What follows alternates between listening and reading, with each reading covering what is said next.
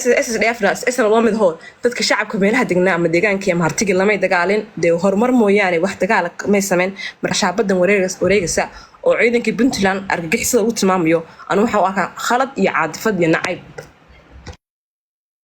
way saashi ugu dambeysay waxa tiri argagixisa ciidanka lagu tilmaamay anu ma maqal ciidankiina argagixisa ku tilmaantay bal xalay ismadani waa ku tilmaamay afhayeenka khatma ya عباس مدني أو أفهمك خاطمة كنت مع معيدن كبنت لا إنه كنت مع عباس مدني تيك توكر فيسبوك كذا أفهمك خاطمة ولا أفهمك خاطمة إيه كذا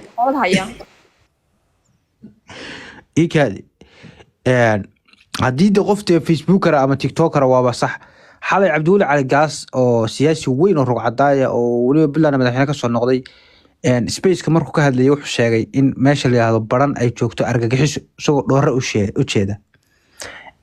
in dhiiga dadka la xalaaleeyo iyadoo argixisada lagu tilmaamayo siyaasiyiin waaweyn ay isticmaalaan erigaas iyadoo laftirkeedu maxay noqonaysaa aduu waxba ka cabanaysaa qof yar oo TikToker oo meelaha isku dhan ka soo qeyliya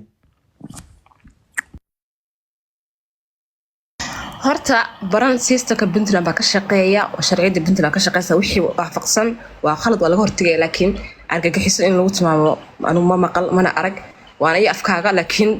برن دad shacab oo reer Puntland iyo systemka Puntland ba ka shaqeeya in loo hogaansanaado waa waajib